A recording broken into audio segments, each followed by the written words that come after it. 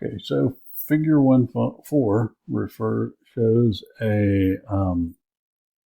uh, shows a investing $2,000 a year for 10, 15, 20, 25, and 30 years. I believe it's at 8%. And the benefit, one is the green is after tax, and the blue is pre-tax. So this is $2,000 a year for 20 years, so a total of $20,000 invested. So we can see how the longer we invest, the greater that disparity becomes. Where then after 30 years and investing, $60,000, we have an additional $68,000 of savings. And the idea of long-term savings, especially tax deferred, is that you will be in a lower tax bracket when you need that money. So they always defer paying taxes as long as you possibly can.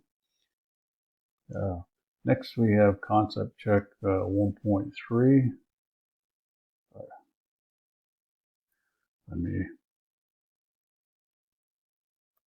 There we go. So, concept check.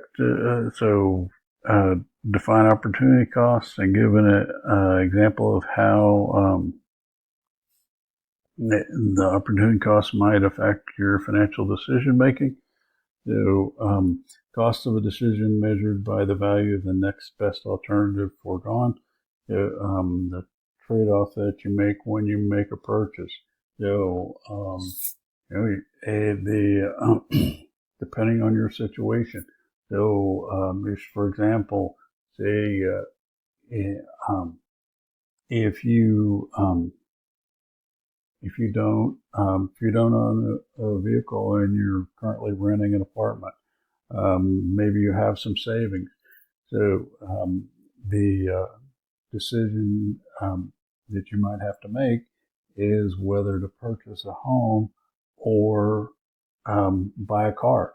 So you have to determine the cost of the decision that you make.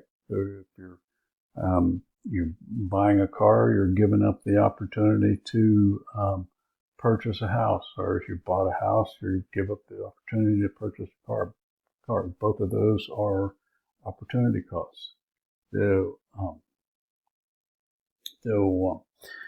Next, explain and give an example how marginal utility some financial decisions is easier.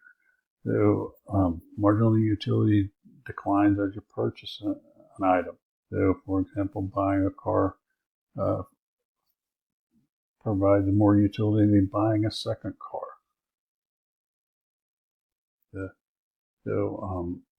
Again, describe how income taxes can affect financial decision making. So, example, selling assets at the end of the year to take losses, delaying a bonus until after the end of the year so that you can defer taxes. You can also do that. You can sell assets that have gains after the end of the year to defer taxes. Allocating income to a child because children are in a lower tax bracket. This is one of the things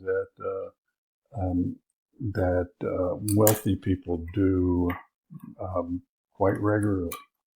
So, all right, so we'll stop here and then we'll start back with the time value of money.